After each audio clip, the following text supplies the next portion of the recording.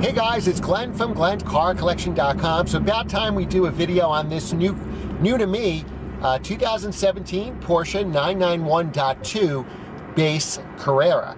So we're going to take it for a spin. We'll drive it. I'll tell you the good and the bad. I've already put over 1,000 miles on this car, so this will technically be my 1,000-mile review. We have a 3-year CPO Porsche warranty on the car, so we'll have this car for 3 years, and it's unlimited miles. So we'll try to drive this as much as I can, and you'll see what it costs. Running costs are for this car, you know, tires, brakes, maintenance, and it'll be fun. There's the auto stop, and now it's started again. It's a real hot day in New Jersey here, so I have the air conditioning on. Before we take it out for a spin, let's go over the interior.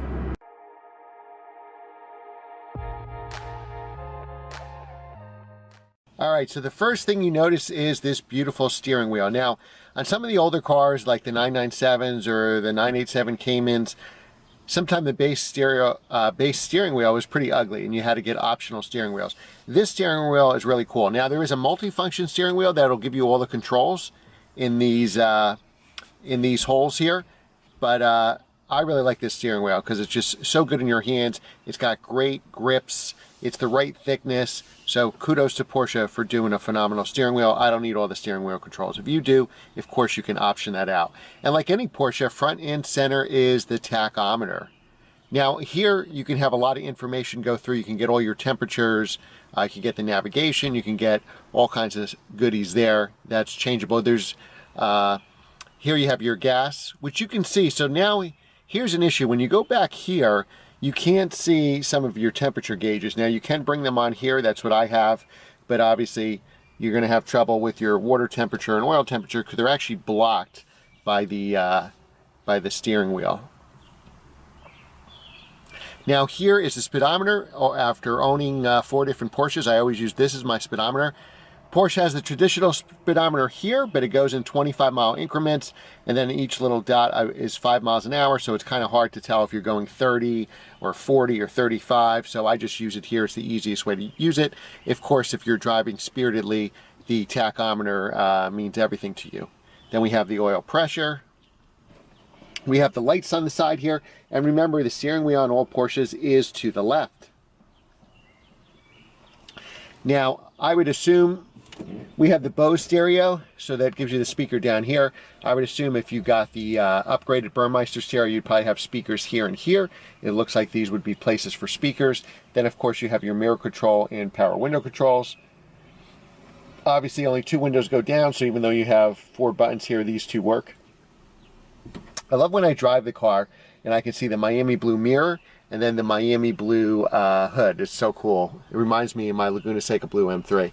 And then here's your screen here. We have Apple CarPlay, so that makes it really easy. So one thing to point out for your radar detector, people get a smoker's package on the Porsche because this gives you the outlet here. So that's actually an option you want. That doesn't necessarily mean the person smokes.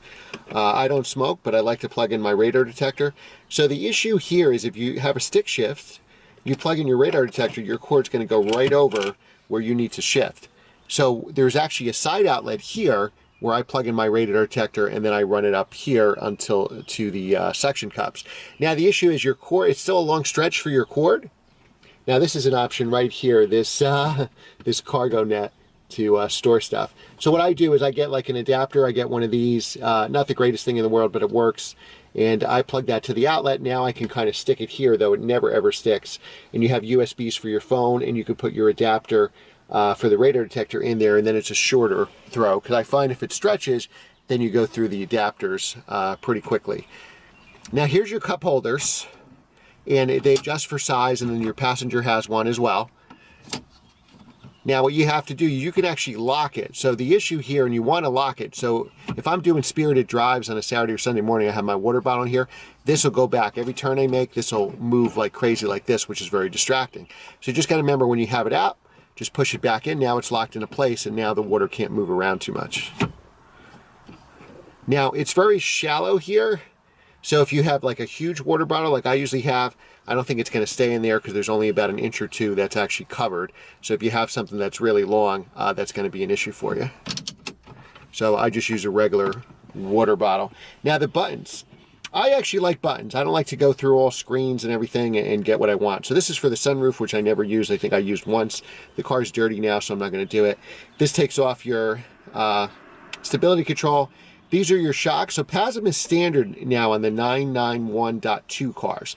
So it defaults to the softest setting. If you're on only very smooth roads, you hit the more aggressive setting. I call it the track setting. And if you have smooth roads, this will make a difference in your handling. But the car still handles great without it. So 90% of the time, unless the roads are absolutely smooth, and they're not smooth here in New Jersey or New York, so then I keep it in comfort mode. I use sport mode a lot. It heightens the throttle response. It hangs the revs a little bit more, so it's a little more exciting to drive in sport mode. Throttle response is a lot quicker than in regular mode. This is your auto stop start. It only starts shutting off the car like when you're stopped at a light or in traffic after the engine's warmed up. This is your sport exhaust. To me, is a must-have. If your car doesn't have the sport exhaust, don't sweat it, because obviously you can make aftermarket choices. The advantage of the Porsche sport exhaust, even though it's not as loud as the other options, is you could shut it off. So if I leave my house at 5 in the morning for a drive, I'm not waking up my neighbors.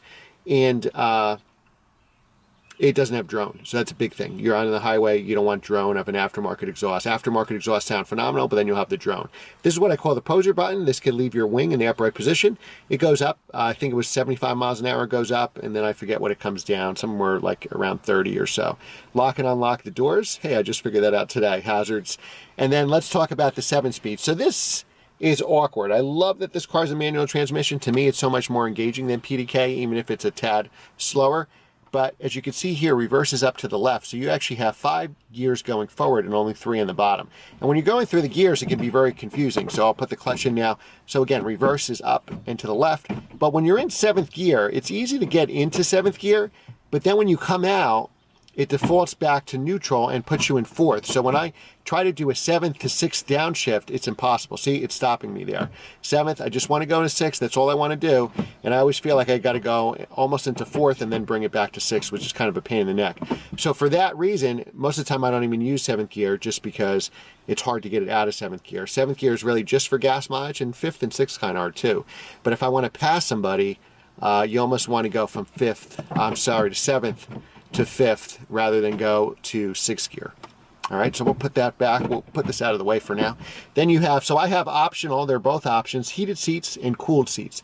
Cooled seats work really well, especially with max AC. So this actually cools down faster than all my other cars. And then you have the defroster, if you want to keep the inside air, rear defroster, which is something the Carrera T doesn't have, or rear defroster. And then obviously, you can switch the way you want the air blowing, and then the game again for the passenger, cooled seats and heated. So the cooled are on the inside, the heated are on the outside. And then you have the auto sync, you have the temperature controls on both sides. Again, max AC works really good. The radio, I have the optional Bose. It's very good. It's not as good as Burmeister, of course, but there's a huge price difference. So for what it costs, which I think is like 800 bucks, something like that, it's definitely worth it. I guess they used to have cassettes here, and that's what you would press, and I guess it still has CDs or DVDs, or no, I wonder if that's fake. And then obviously a touchscreen, so that works really well. Apple CarPlay is on this 2017 model, so another advantage in 991.2. Also has a very good backup camera, and it's really a nice interior. So this, you can option out all these the way you want. You can have leather on the vents here, you can have full leather here, but even though this is not leather, it still feels good and softer to the touch. So if you had the Sport Chrono, it would be back here, and that would just give you a Sport Plus. I think it's probably, you definitely want it for a PDK car because you get the launch control, and for the manual car, you get the rev matching. I like to match my own gears, so I don't care that I don't have it. That's fine with me. And that's the interior, so why don't we take the car out for a drive.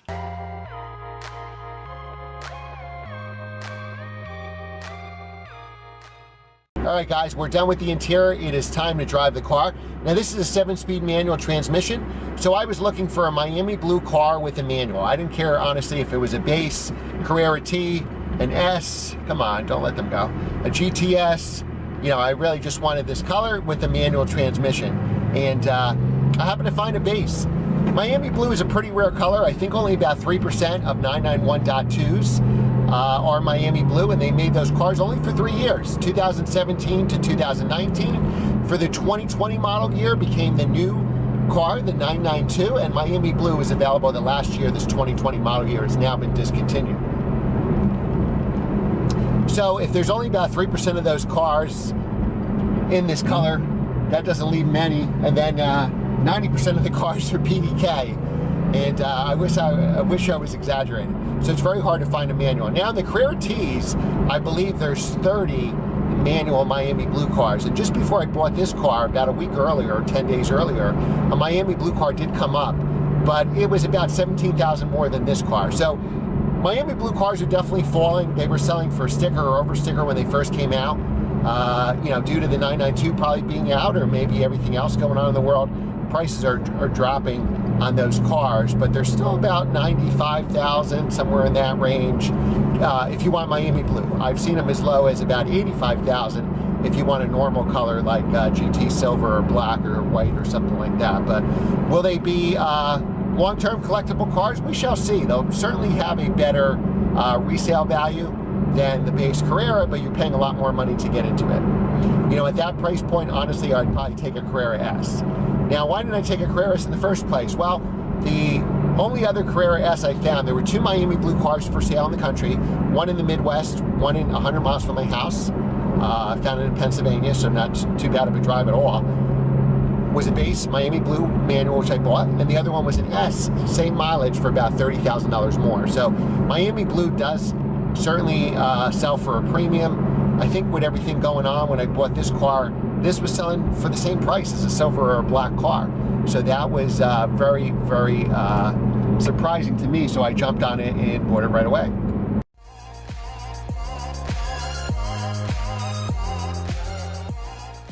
All right, do a little acceleration. Now this car is quick, so the first thing, I have new respect for base models. I was always the first person to comment, say on the forums, that I would rather have an S with no options than a base option fully loaded. But you know what? This has made me a believer. This base is so good. Only 370 horsepower, but remember, Porsche doesn't have, because the engine and everything is in the back, you don't have the driveline loss that you would have on a regular front engine car. So really, you know, it's actually closer to wheel horsepower. I forget these have been dynoed, and I think they were putting out, like, I could be wrong, like 360 to the wheel. So it really is like a front engine car with a 15% driveline loss that may have be 400 something horsepower. So the car is very fast. Porsche claims a very conservative 4.3 seconds to 60 with this manual 7-speed, and I can tell you that I think it's probably closer to about 4 seconds flat, or 4.1. That's how it feels to me if I'm owning 100 different cars, almost all with a manual transmission. So there's plenty of power here.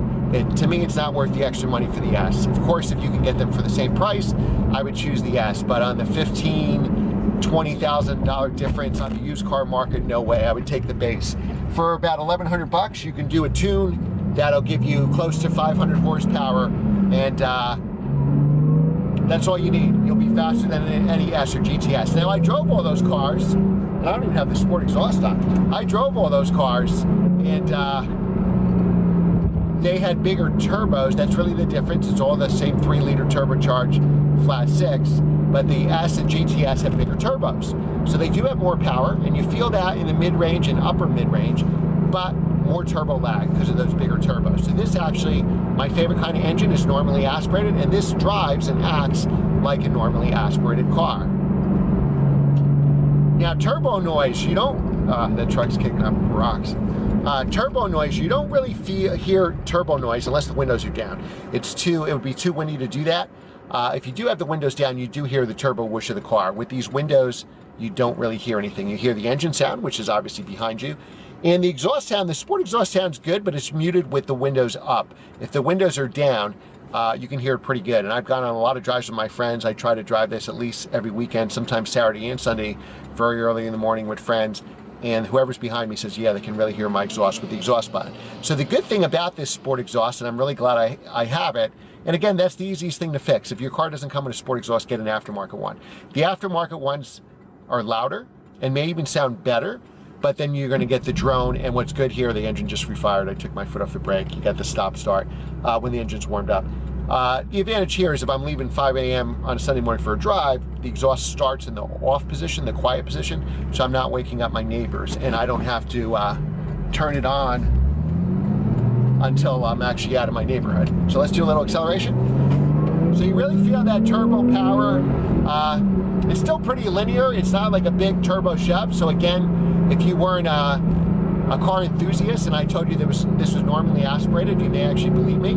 The handling is great. I'm so glad I had a rear drive car. This is my first rear drive 911. My other two 911s, the 993 Turbo and the 996 C4S, were both all-wheel drive. Now my Cayman S, of course, was rear drive, but that was mid-engine, not rear engine. So the 911 advantage with that weight over the rear wheels, with that weight bias, is coming out of turn. So sometimes, because the front end's a little light, you go into turn a little slower and then use that power. You can get on the power quicker than a rear drive front engine car because you have that heavy weight pushing down on your rear tires. And that's a big advantage. I don't care if your friend has a GTR, you're on a mountain road, you're pulling out of a turn onto a straightaway, maybe he'll catch you on the straightaway later, but you'll really get distance on him because of that weight bias. So years ago when I lived at the track and I did track days every weekend, I had a Corvette and a Z06, actually a C5 Z06, and the one car I couldn't catch out of the turns, even though I was faster than them, was those 911s because of that rear weight bias. And that's actually what got me to try a Porsche, and once I did, I was hooked.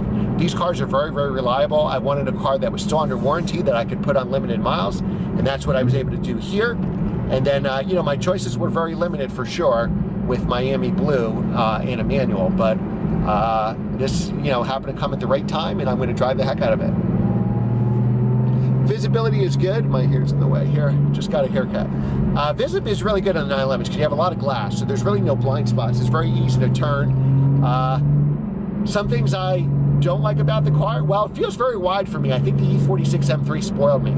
So now this car feels wide, and my new 3 Series, the M340 iX drive, they both feel very wide. And I think I'm also obviously used to my 993 Turbo, which is a lot smaller than this in every dimension. Now this person is just, finally.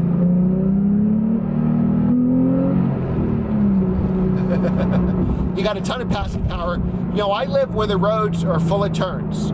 So even the highways have turns. There really are no wide open roads. So handling is more important than outright acceleration. And, if I lived in the Midwest or out west somewhere where the roads were open, I'd probably want a turbo because, I would just have crazy power. But here, where I live, you're not, you don't have to worry about that. There's so many turns, handling is a priority. So I love that this is rear drive. I love the engine's plenty of power in the street. It sounds amazing. And it's just, 911s are fun, or any Porsche, Boxster, Cayman, are fun at any speed. So with PDK transmissions, I always found that I had to drive the car like a maniac in order to have fun. And, when I had the McLaren, the GLA 45, the CLA 45, because they weren't that good, even though they were great dual clutch transmissions, they weren't that great around town. You had all the inconveniences of a manual, meaning jerky in traffic, roll back on hills, and 7,000 RPM, they were perfect.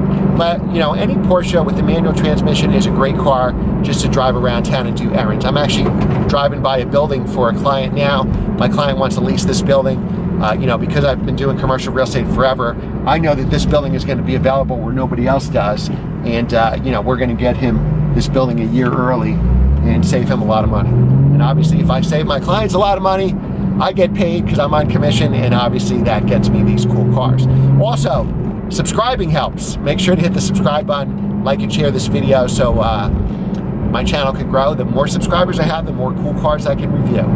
All right, and support the channel. There's merchandise. Any kind of merch you buy goes right into the channel for editing, camera equipment, etc. Thanks again for your support, guys. All right, so 20-inch wheels. So I have the optional Carrera S wheels. They look great. Obviously, we'll have to see driving this car for 3 years. Obviously, the sidewall is smaller, could be prone more to potholes. New Jersey is famous for its potholes, so we'll kind of see how that translates, though it looks very good. I like these gray wheels, and I love this black interior. So I didn't want, most Miami Blue cars have that, I think they call it silver interior, but it looks white to me. And the chrome wheels, the light silver wheels, which I'm not crazy about. These are the gray wheels, which I like better. If it was up to me, I would probably have black wheels.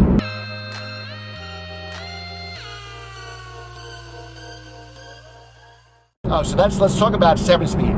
I hate that it's a 7-speed. Love the car, but I wish it was a 6-speed.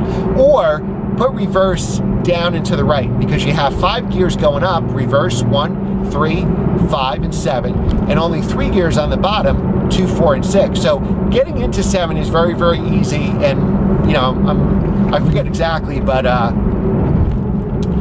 putting it, big bump there, putting it in 7th gear at 80 miles an hour, you're probably at like 1500 RPM or something like that.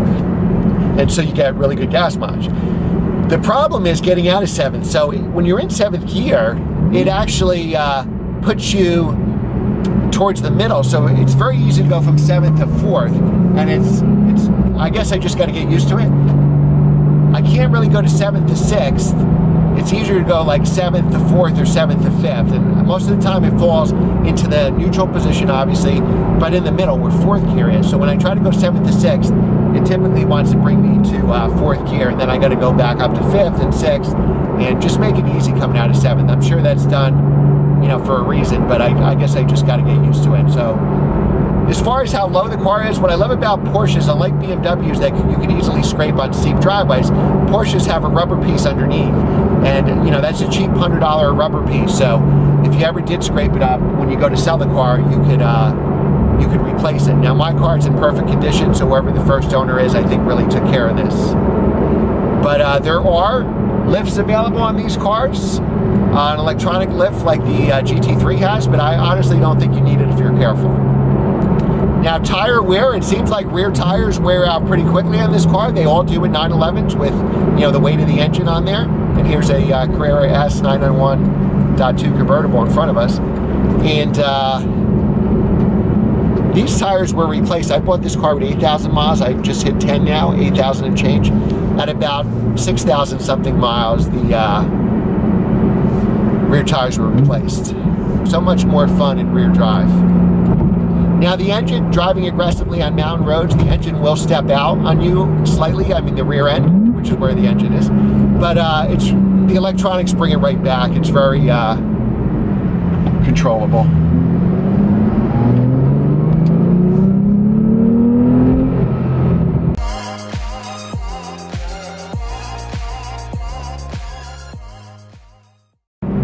Steering feel. Steering feel is, it's electric, so it feels like that. It does feel a little video game-ish. It's better than most electric systems. I'll tell you, it's better than my new BMW, than the 340i xDrive. This has way better steering feel. And you could really place this car so precisely. And it's just amazing. Like, when they say there's no substitute for Porsche, it's true. Like, when I've test driven so many sports cars, ones that I wanted to buy, or ones that I did YouTube videos on, and now, you know, having this car, I see why everybody likes Porsche and the 911 again. I know this is my 4th Porsche, so I have a lot of experience with it. I've owned one pretty much straight since 2006 when I bought my 2002 C4S. But it's really better than every car. When you look at everything, as far as reliability, resale, fun to drive, handling, it's really, there isn't a better car at this price point, especially used. Now, new, I think they are overpriced. This car was $104 new. That's a lot of money. But you can get a used one like this between $75,000 and $80,000, depending on mileage. Carrera T's were still in that $95,000 range, and again, that's the reason why I thought the base was better. I need the backseat anyway, so I'm not going to be able to get the carbon fiber buckets, so I don't think you need stuff like rear steer. It'd be nice to have it, but the less electronics and the more I have to drive it, the better. Now, as far as the buttons go, you know, if I want to, as soon as I start the car, I usually put the exhaust on. If I want to do the shocks, PASM, I put on the stiffer setting the shocks only if the roads are totally smooth, because there is a lot more bounce, a lot more harshness. Most of our good driving roads are not smooth, they're really rough, so I take it off for that, and I still have great handling. I have the sport button, gives you the crackle with the sport exhaust, so when you lift off your crackle, you know, pop, pop, pop, pop, pop in the back, so that sounds pretty cool. Again, it's muted, especially with the windows up, especially with the windows up and the air conditioning on. But overall, I'd say this is a phenomenal car. I'm so glad I bought it at this price point. just under 80,000, I think it's worth every single penny. All right, guys, so remember to like, share, and subscribe, and we'll continue doing long-term reviews on this car. And you're going to see videos of it over the next 3 years. So be healthy, stay well, and I will see you guys. Subscribe, notification bell so you don't miss the next video. I post 3 videos a week, every Monday, Wednesday, Friday at 7 a.m. Eastern. Like and share so the channel can grow, and leave your comments below. Thanks again for watching, and I will see you next time.